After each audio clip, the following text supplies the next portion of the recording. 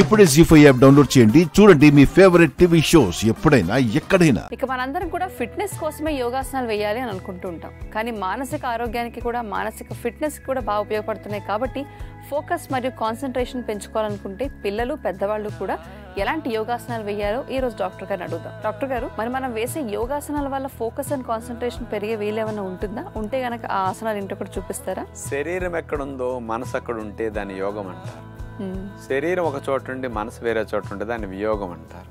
ఎవరికన్నా కలిసి వచ్చిందంటే వాడికి యోగం పట్టింది అంటారు. అవును, బాడీ మైండ్ రెండు కలిసి ఒకే చోట పనిచేస్తే వాళ్ళకి యోగం పడుతుంది, అన్ని కలిసి వస్తాయి. అందుకని బాడీ మైండ్ ని రెండు కాన్సన్ట్రేషన్ తో రెండుటిని కలిపి చేసే యోగా పద్ధతులు ఉంటాయి. అవి 3 స్పెషల్ గా చూపిస్తున్నాం. ఈ కాన్సన్ట్రేషన్ ఉంటేనే యోగాలో కదలకుండా స్థిరంగా ఉంటారు. కాన్సన్ట్రేషన్ ఫెయిల్ అయిందా తూలి పడిపోతారు. అందుకని ఫోకస్ అని పెంచే యోగా ముందుగా త్రికోణాసనం చేయాలి.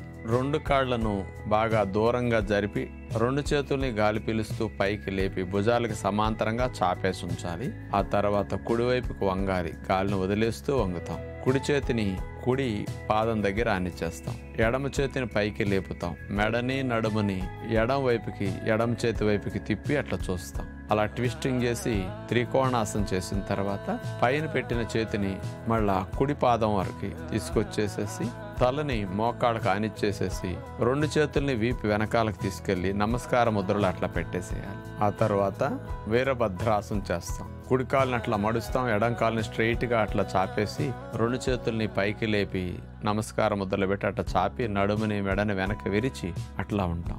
4వదిగా స్ట్రైట్ గా తిరిగి 2 చేతుల్ని భుజాలకు సమాంతరంగా అట్లా చాపేసి మెడని ఎడం వైపుకి అట్లా ట్విస్ట్ చేసి కుడి చేతిని కుడి పాదం పక్కనే పెట్టేసి ఎడమ చేతిని మెల్లగా తలపై నుంచి కార్నర్ గా అట్లా తీసుకొచ్చి చాపేసి చెయ్యి అంతా స్ట్రైట్ గా అట్లా ఉండాలి. ఇట్లా 5 ఆసనాలు సిరీస్ ని బాడీ మైండ్ కాన్సన్ట్రేషన్ చేసిన తర్వాత ఇప్పుడు ఒకవైపుకి చేయటం అయింది. నెక్స్ట్ 1 నిమిషం 2 నిమిషాలు రిలాక్స్ అయిన తర్వాత మళ్ళీ ఆపోజిట్ సైడ్ చేయడం ప్రారంభిస్తాం. 2 కాళ్లను దూరంగా పెట్టి జరిపి నుంచిన తర్వాత 2 చేతులను లేపి ఈసారి ఎడమ చేతిని ఎడమ పాదం దగ్గర పెట్టేసి కుడి చేతిని పైకి లేపేసి త్రికోణాసనం చేస్తాం. నెక్స్ట్ 2వ భంగిమ.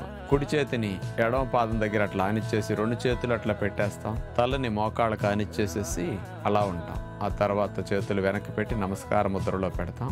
ఇలా చేసి 2వ భంగిమ. 3వదిగా వీరభద్రాసనం. కుడి కాలుని అట్లా చాపేయాలి. ఎడమ కాలు మోకాల దగ్గర బెండ్ చేసి 2 చేతులు నమస్కార ముద్రలో పెట్టి నడుముని మెడని వెనక్కి వంచి బ్యాక్ స్ట్రెచ్ చేసి అలాగే కదలకుండా ఉంటాం. ఇక 4వది స్ట్రైట్ గా తిరిగి 2 చేతుల్ని భుజాలకు సమాంతరంగా చాపేసి మెడని కుడివైపు అట్లా ట్విస్ట్ చేస్తాం. ఆ తర్వాత ఎడమ చేతిని ఎడమ పాదం పక్కన పెట్టి కుడి చేతిని లేపేసి తలపై నుంచి అట్లా క్రాస్ గా తీసుకెళ్లి బెండ్ చేస్తాం.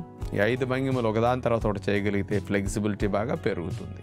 చూశారు కదా, ఒంటి కాలు మీద ఎలాంటి భంగిమ పెట్టి కదలకుండా బ్యాలెన్స్ చేస్తూ శరీరాన్ని ఇక్కడ ఉంచగలిగాము. కాబట్టి ఇలాంటి మీరు మీ పిల్లలు అభ్యాసం చేయండి. బాడీ మైండ్ ఫోకస్ కాన్సన్ట్రేషన్ పెరిగి చక్కగా నిలకడగా స్థిరంగా మీరు ఏది కావాలంటే అది ఆపటానికి కంట్రోల్ చేయడానికి అవకాశం పెరుగుతుంది. చూసారుగా, డాక్టర్ గారు చూపించిన విధానంలో మనం ఈ యోగాసనాలు ప్రాక్టీస్ చేసుకుంటే గనక చేసే పని మీద కాస్త ఫోకస్ పెరిగే అవకాశం ఉంటుంది. మరి పిల్లలు బాగా చదువుకోవాలన్నా మన పని వృత్తి సరిగ్గా చేసుకోవాలనుకున్నా కూడా కాన్సన్ట్రేషన్ అనేది బాగా అవసరం.